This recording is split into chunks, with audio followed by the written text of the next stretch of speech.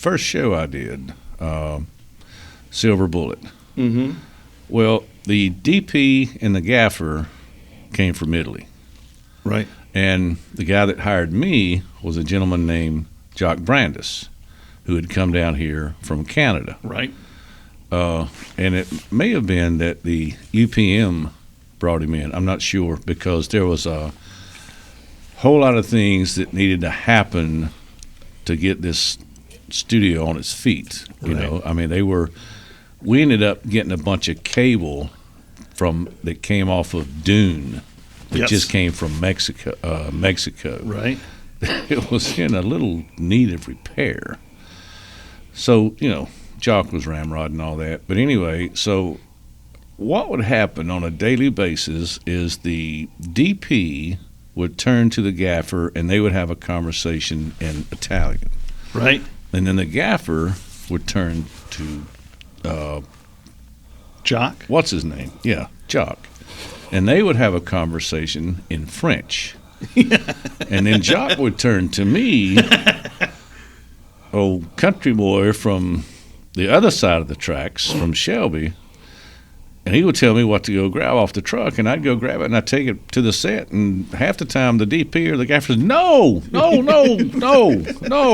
Jock, no. And that happened most every day. You remember the phrase sheets, the little booklets, French, English, and Italian? I still got one of those floating around somewhere, of movie terminology. The DG early days of movies, you would get one of these because we had... I don't remember that. I know that they employed people on the set. Interpreter. I remember two faces, one guy, one girl, that were translators. That's all, because Dino was bringing his own people in, you know. But yeah, that was their job. They were translators. Yeah. And I think our department could have had one, because I think I lost about 40 pounds on that first show just running back and forth to the fucking truck, because things were just lost in translation. Yeah. Yep.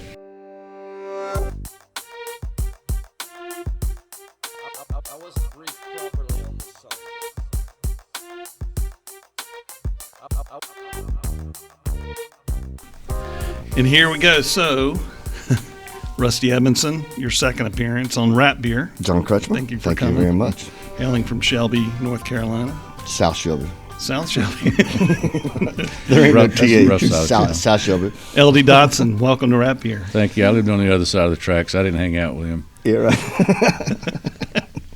Do y'all know one another? Do I need to introduce you? We kind of go back. Yeah, we can. A few things we can talk about. A lot we shouldn't, probably. Yeah.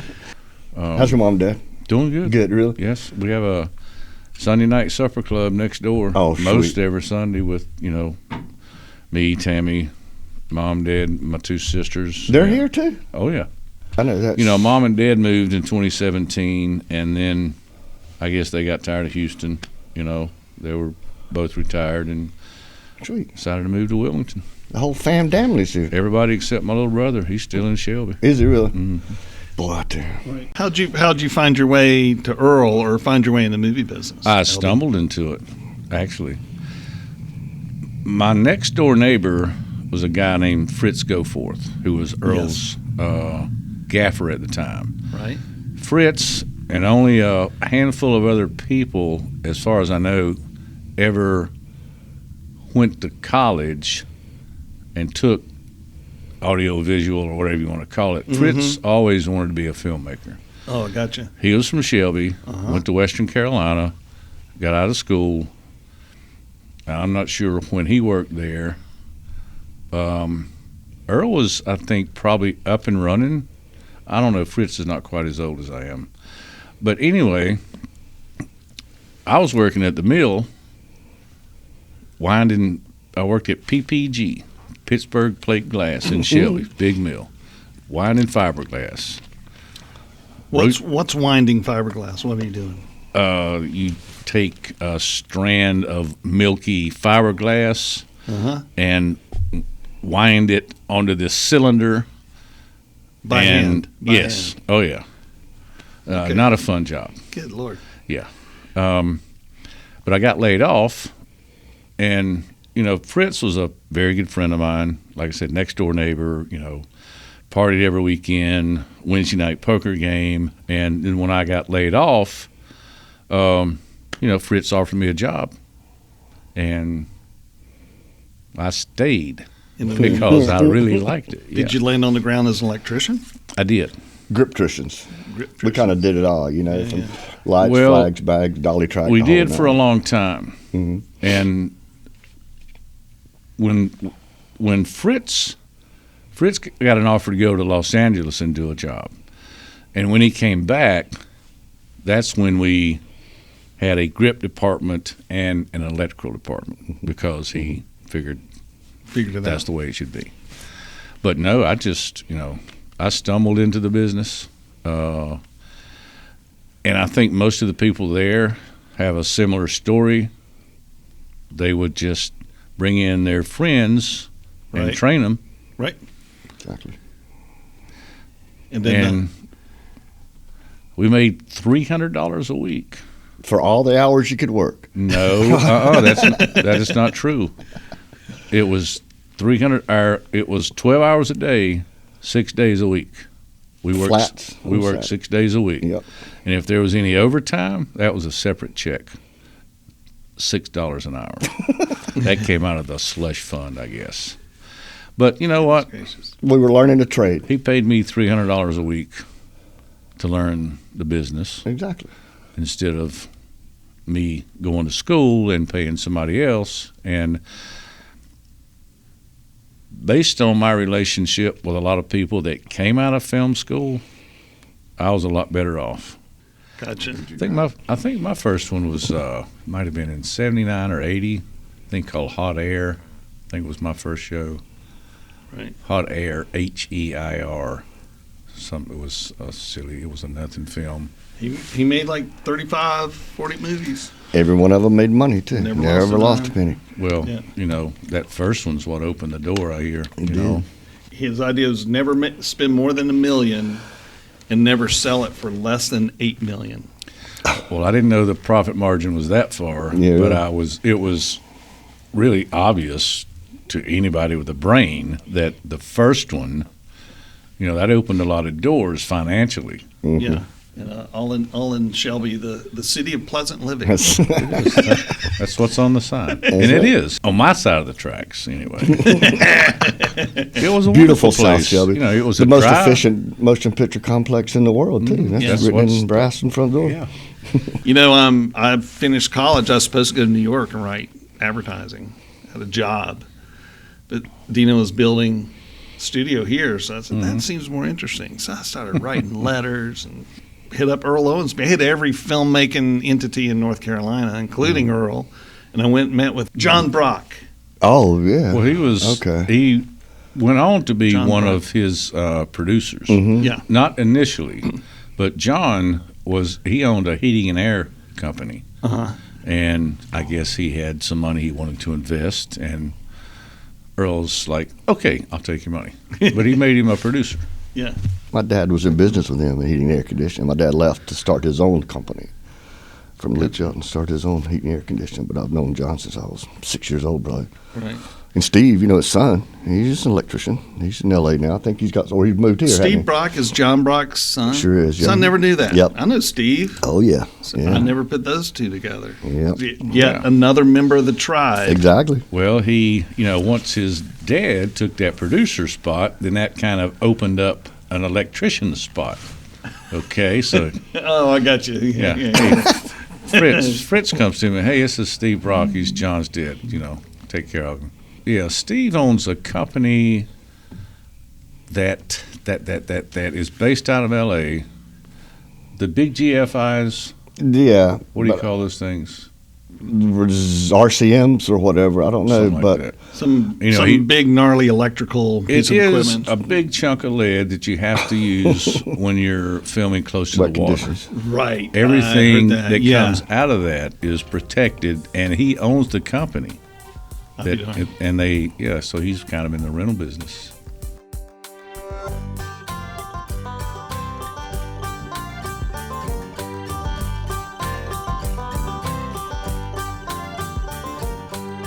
Well, Earl was a salesman, I Yeah. think, as much as anything. Yep. I mean, he got out of the Marines and he started selling tools out of his back of his car. Cadillac.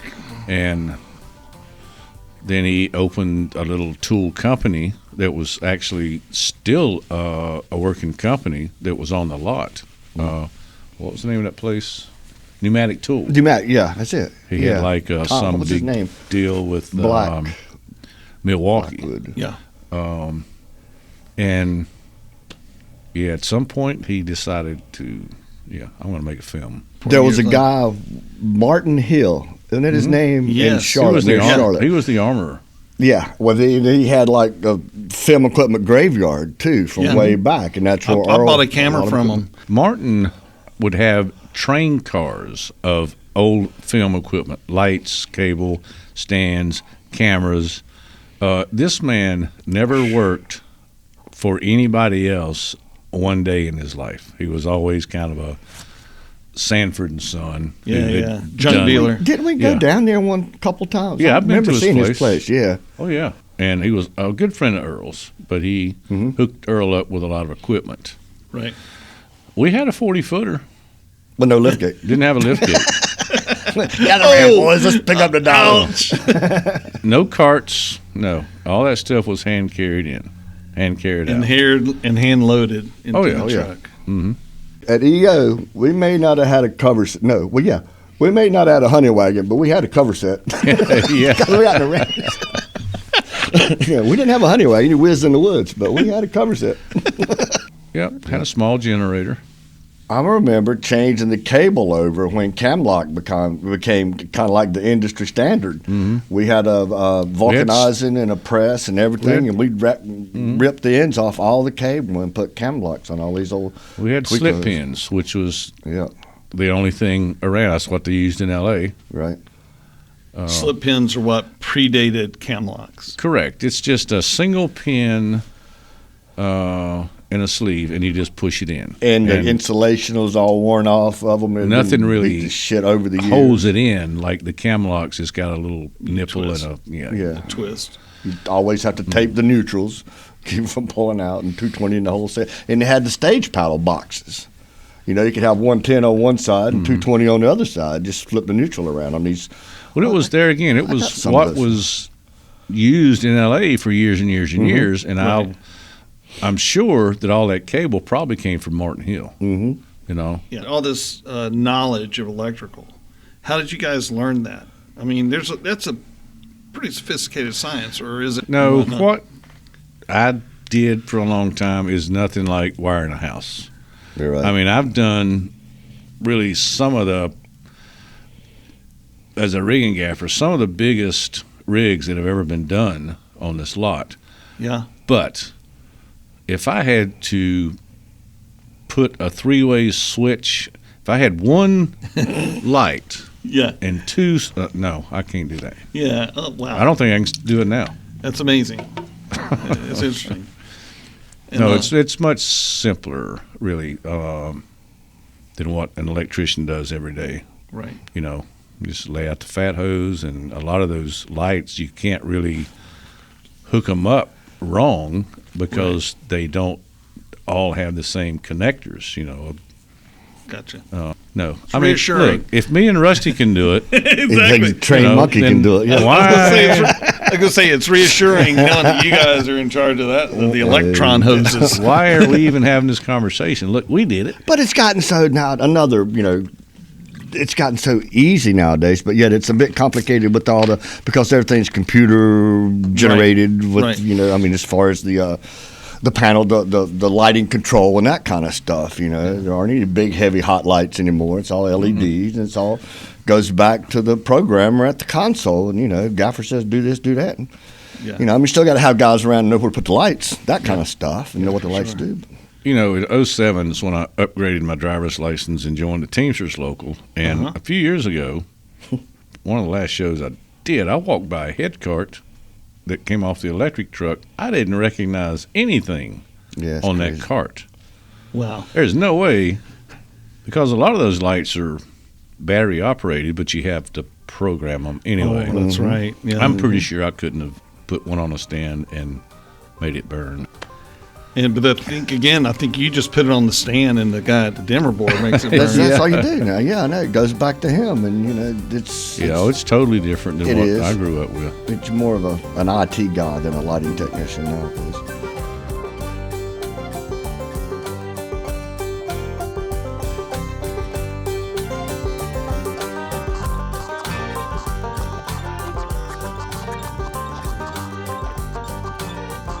The first 3D film was made in 1922. Okay. Wow. Yeah. Wow. So it's been around a while. Yeah. But I guess, Earl was real innovative, and maybe he's, was trying to bring it back. I was told that someone said that you could throw Earl Owensby 200,000 feet in the air and he'd land on his feet. Absolutely. I tell you, like I said before, that man, if it weren't for him, we probably wouldn't be sitting here talking about the film industry. 100%. In the Southeast. 100%. Think about it, or anywhere. But I want to go back to the 3D Rottweiler. Yeah, that was it. Yeah, Dogs from Hell. The Dogs from Hell. You're going to hear a funny story about that. We were working on the backlight where the spaceship for hyperspace was built. And we go back, you and me in the morning, to put the dimmer packs inside one of the warehouses by the stages to get them out of the weather. And apparently, Damien and Ruff, those two damn Rottweilers, and Damien was a badass. Well, they were in the show. Yeah. He had two Rottweilers. Had gotten out, and Mike Allen, production manager, had put them in this warehouse for safekeeping overnight. And we walk in carrying Little did we know. and I hear, and I squeal like a girl, and we dropped that shit and ran. And those two dogs are in there. They could have chewed us up. Well, Damien bit I don't know how that show ever got off the ground, because Damien on like a daily basis would bite one of the trainers. Okay. Where do these dogs come from? They're Earl's dogs. He had them in the backyard. They're pets to him, but nobody else. And he obviously he wrote a movie, or had a movie made to star his pets. Exactly. Mm-hmm. Dogs from Hell, 3D. Yeah, I'm not sure. How many 3D films did he make? I don't know. Quite a few, I know, because Earl, at the time, Earl Dixon was like Earl's in-house DP. Mm-hmm. At the time, had shot more 3D than anybody still in the business, because 3D stuff was done in the 50s. Most of it, 40s, 50s, early 60s. And here in the late 70s, early 80s, Earl was... Well, I was around in 85 and 86. The two sequels that we did, Order of the Black Eagle, and there was one before Masked Man and the Devil's Gold were both 3D. And I know they did some after that, but I'm not sure that I was still there, because I came to Wilmington in 84 or 85, I think. Earl did his own films, but there were at least two films that I can remember that were big LA production companies in the early 80s came to Shelby. Yes. One of them shot at the facility. Right. The other one we shot at Lake Lure, but this was, the first one was a Robert Miller film called Reuben. Yeah. Kelly McGillis' first film. It was. Tom Conti was a well-known British actor, had the lead, and it was Kelly McGillis's first film right out of, she graduated from Juilliard School of the Arts in New York in the spring, got cast in this film, and, it kind of launched her career. The other one was a film called Rare Breed, which we did at Lake Lure, which was Rutger Hauer, Powers Booth, Kathleen Turner, before she was Kathleen Turner. Wow. Donald Pleasance. Wasn't he the bald guy? I think he was in that. Yeah. Brian James, who you don't know, but you do know because you've seen him. I've worked with Brian James. I know that name. Okay. In the opening sequence of Blade Runner, that's Brian James. Yeah. Really nice guy. But, those two films were done before, like I said, in the early 80s. Right.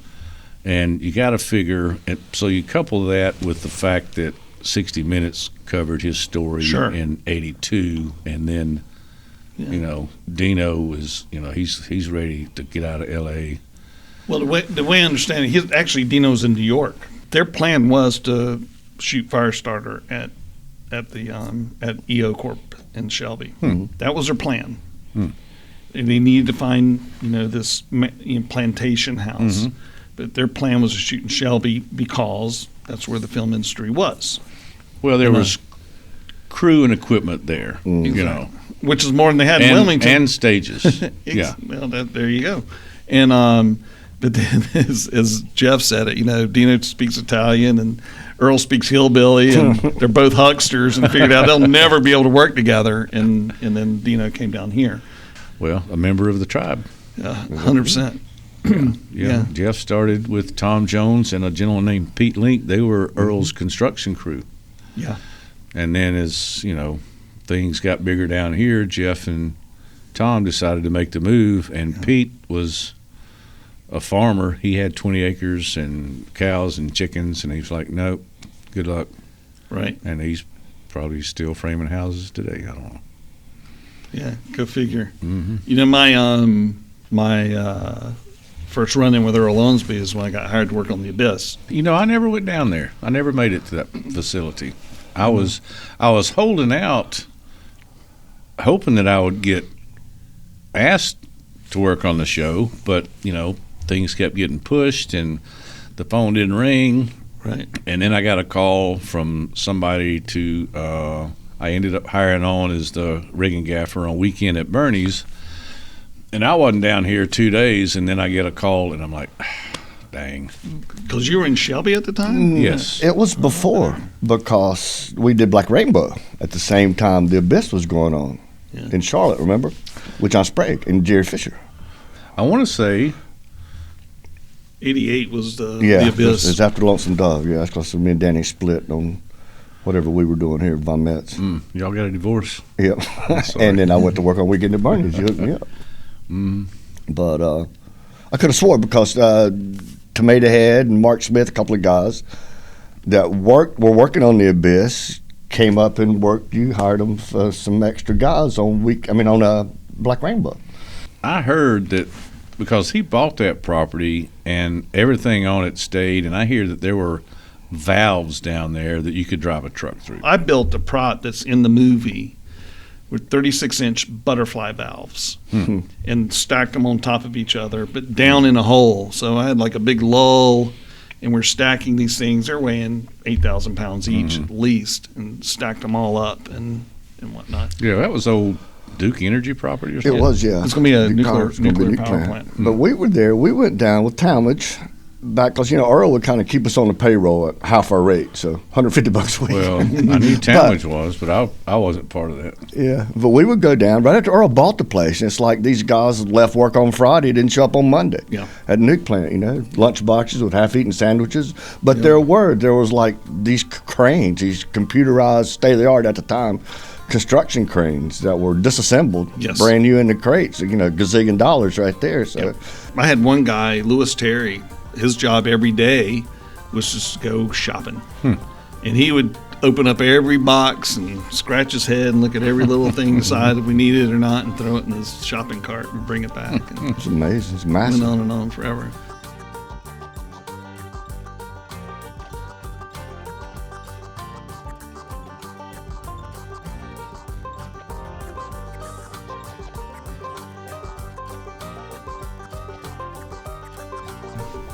I did the third show here. It was Firestarter, Cat's Eye, and Silver Bullet was my first show. Silver Bullet, yeah. But now Fritz came down here and worked on Cat's Eye. Right. And he hooked me up. Gotcha. And I think that was 84, 85. Yeah. And I came into town, the first AD on Silver Bullet was John Kretschmer. Yeah, I remember John. He came back as a director, I think, years later. We're good friends. I was too shy. I was a kid. I didn't know. Of course, he was a kid too, so I didn't reach out to him. We were probably 2 offices apart, for all I know. And then I was on Marie working. Tantar was my boss, and we went to Tennessee within a month or 2. And when we came back from Tennessee, Silver Bullet had wrapped. So John Kretschmer was long gone. And over the years, had common friends, so we'd kind of send messages back and forth through these common friends we would meet on the sets and stuff. And then at one point in time, I said, I got to call this dude. So I called his agent. And I said, look, and I got this weird loop. My name's John Kretcher, trying to reach John Kretcher. And I was like, and I couldn't get out of the loop. Hung up the phone. 20 minutes later, he called me. Oh, yeah. And we had a lovely conversation. 6 months later, he came to direct One Tree Hill as well. He was pretty sharp. He would, on days where we had car stunts, for instance, he would have this little pouch of little tiny cars, and he would get all of the grown-ups together, the stunt coordinator and everybody, and he would, show them what in his mind, right, how this scene would play out with his, little visual aid. I thought was kind of cool.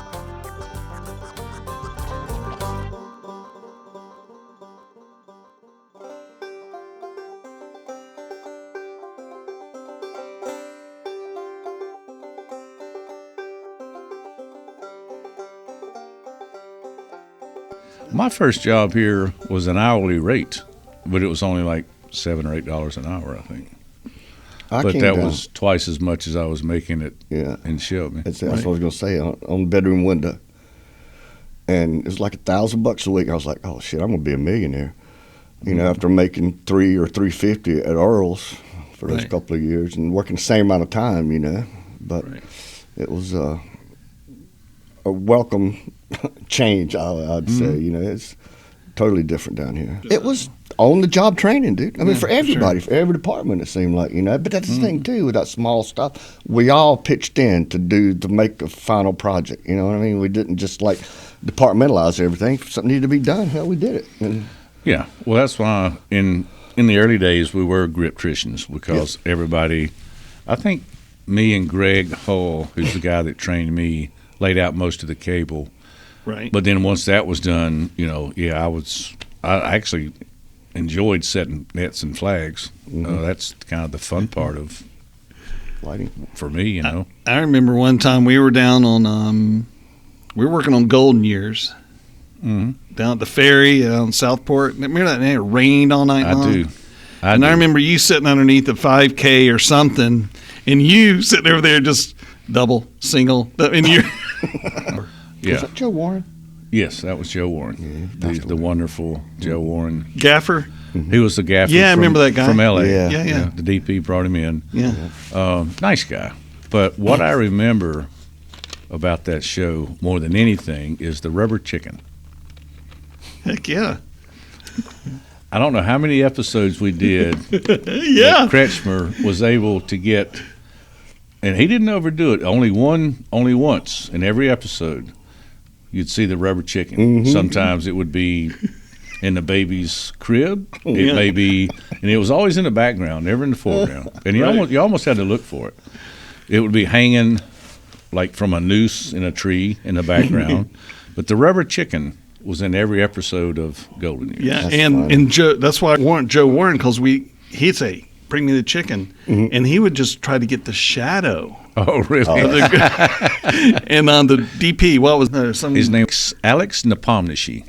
I think he was Greek. Alec Nepomniachtchi. So I'd hand the chicken to Joe, and it would be out there, and he'd be crafting just a perfect little, you guys got a light set out like 100 miles away just to get the shadows snuck in. And Alex would catch him. Joe, get that chicken out of there. Just talking about that reminded me of two more stories on that series. And one was the fact that the gaffer had his own radios. He brought his own radios for just the electricians to use. And they weren't worth a damn. And I remember he called Billy Bob on the radio one day.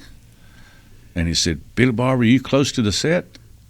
And he's like, well, damn well I'm within 20 feet of the set because I can hear you on this fucking piece of shit radio.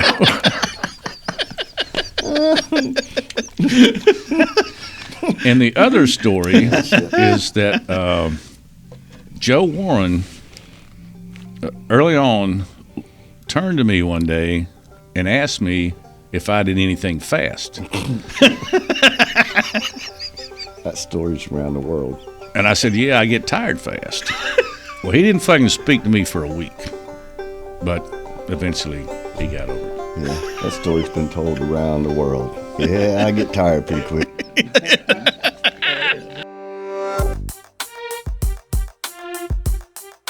I wasn't briefed properly on this subject.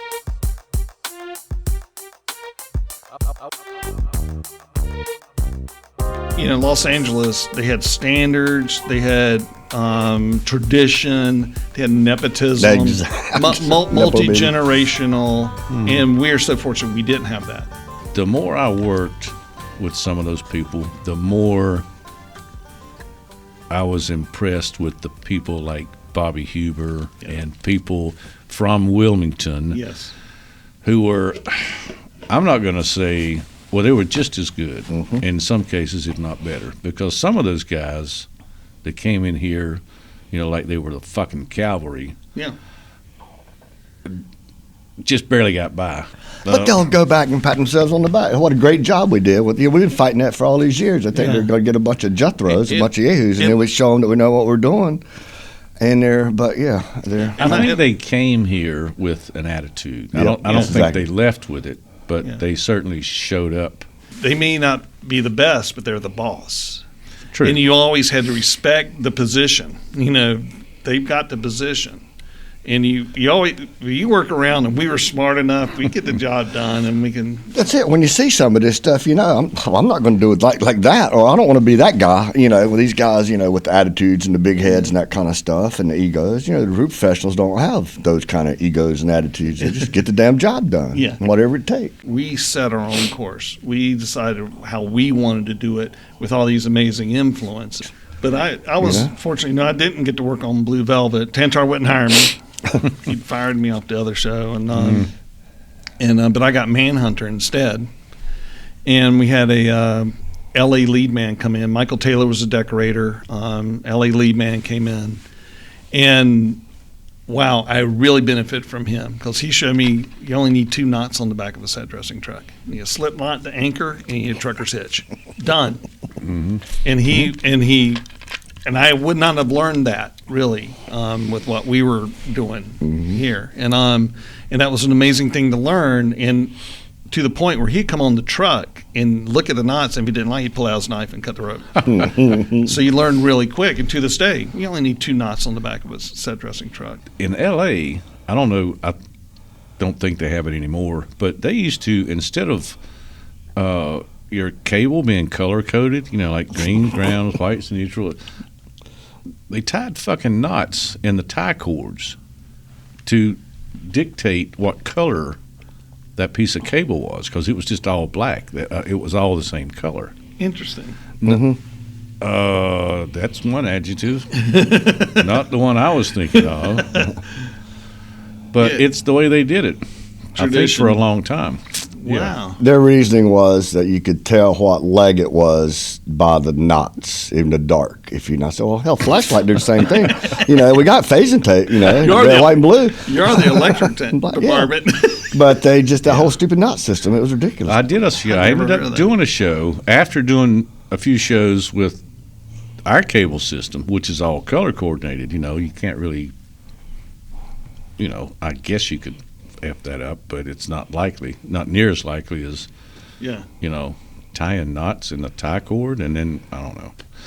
And that's also what makes it special. You know, we learn from the English, Italian, Spanish, New York, L.A., take the good, leave the bad. Pick and choose what works for you. Yeah, and then the big thing here is what it really had is we really enjoyed that European experience and the European history of filmmaking. You know, was embedded on us, and that was part of what we could take and their choice. But, you know, like the black steel rigging system that they had back, black tube and stuff, way superior to what they're using in L.A. I went to L.A., saw them to try to rig a big thing out of lumber and scaffolding and stuff. I said, well, they didn't have black tube out there. They didn't know what it was. I think that's how Chunky ended up here. You know, they came in on King Kong, and they would have to build these just crazy camera rigs. I mean, we seldom used a dolly. Usually it was something that Chunky built out of speed rail that reached out I mean, Right. it may have been on a dolly, but it was. But the dolly's on the end of a rig. Yes, it is. It was Yeah. just supporting what they had built. I just love the system. It's modular. Stores compact, and you can build whatever you want. They built that one set on King Kong where the set moved. The wall is like a giant elevator. The idea is Kong's in this huge elevator going up, but the elevator didn't go up. The wall moved. Huh. And that filled the entire stage 6. And that was all black steel being moved, being in motion.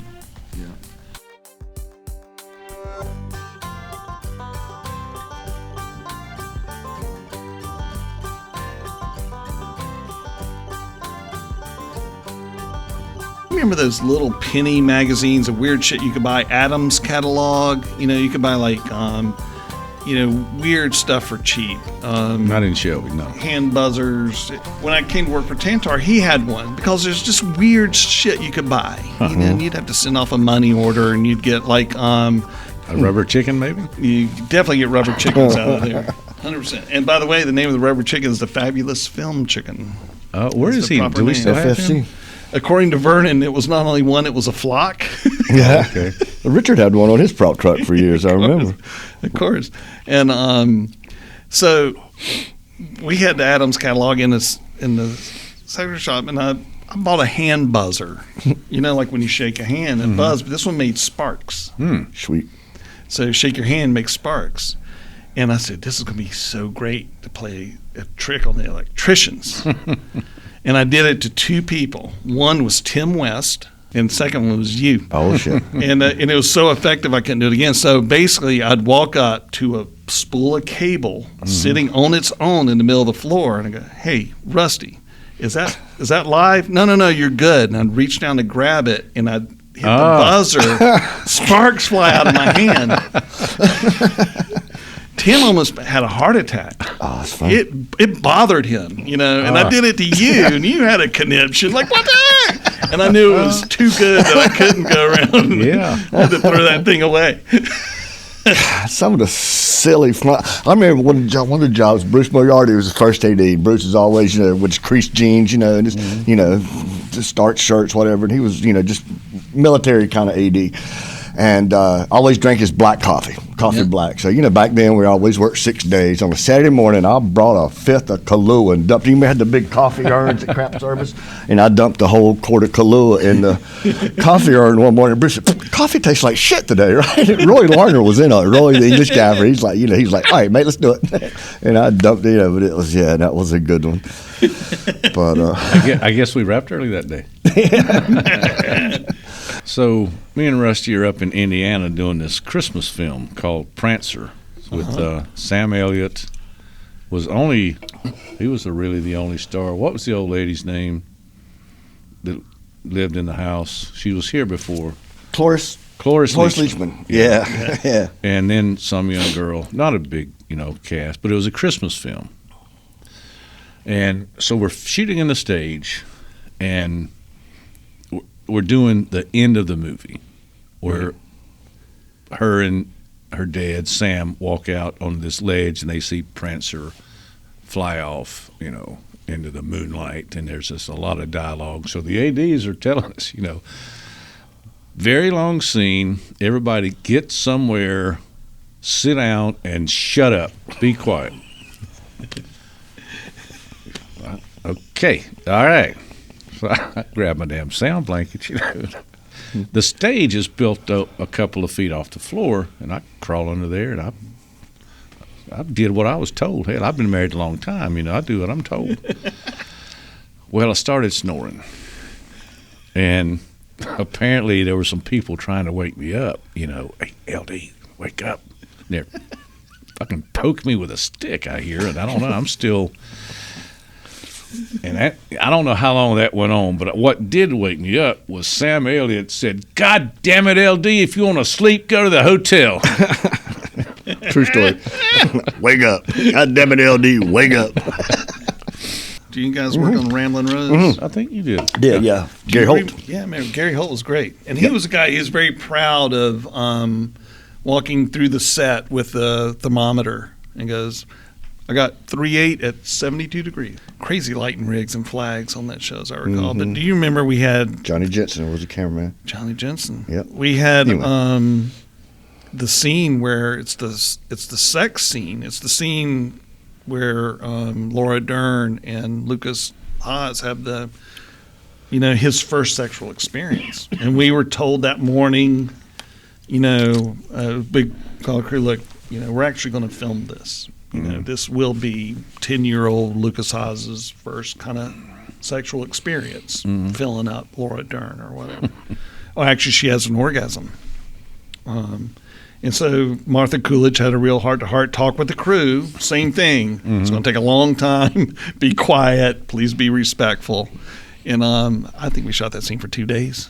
And I do remember Moose and a bunch of us out on rocking chairs, and we all kept tape balls, and if someone started nodding off, you just wing and hit them in the head.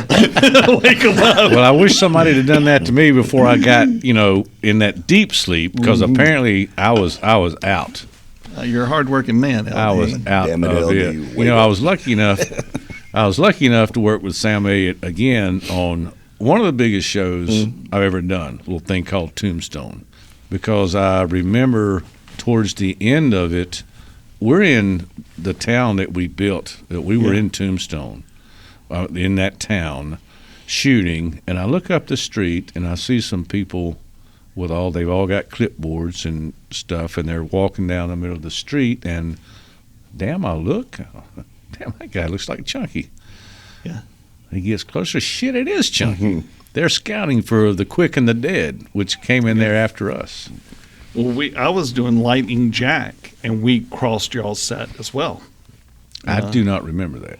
Yeah, and it was a forgettable experience. It was supposed to be a comedy. No one laughed. Paul Hogan.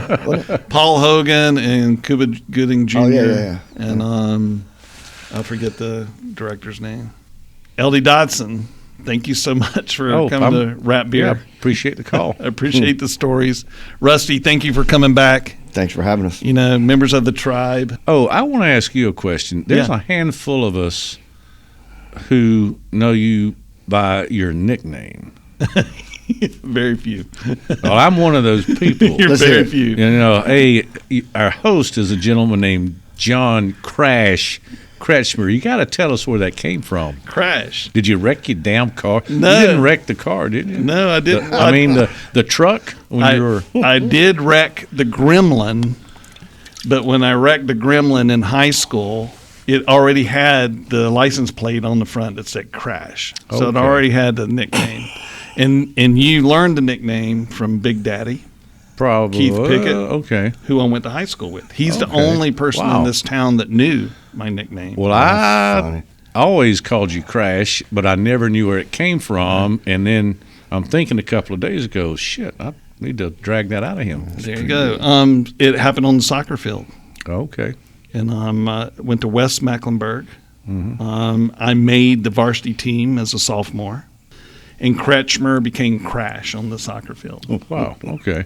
And so I Well, that's became Crash boring. on the soccer That's field. boring as hell. I was hoping it was Yeah, going to no be shit. something kind of. We were a badass soccer team. Fucking funny, man. Never mind. I'm sorry I asked. Guys, thank you for coming to Rap Beer. This is Crash Kretschmer, your host. Rusty Edmondson, Yeah, well, LD Dyson. Thank It's you a so wrap. much. Thanks for doing this. Thank No you. shit, Thank man. you. All right.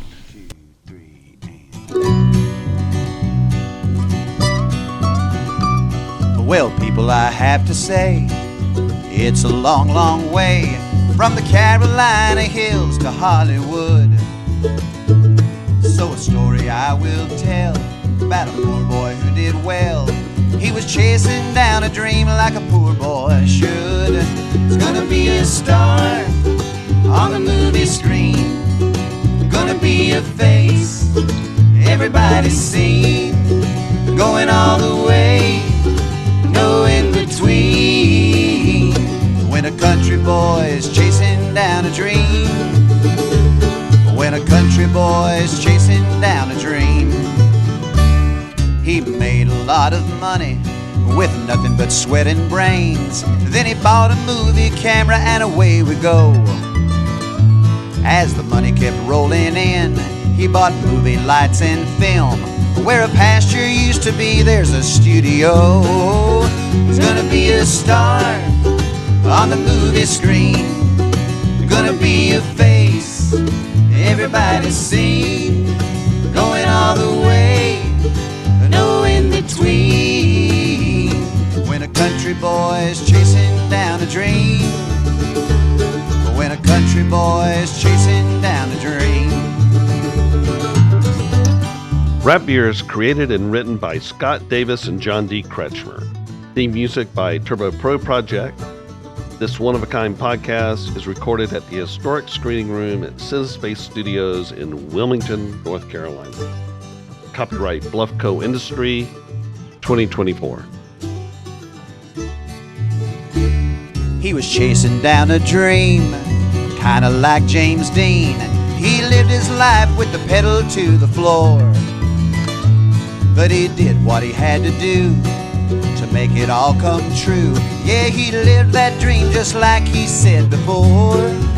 He's gonna be a star on the movie screen. Gonna be a face everybody's seen.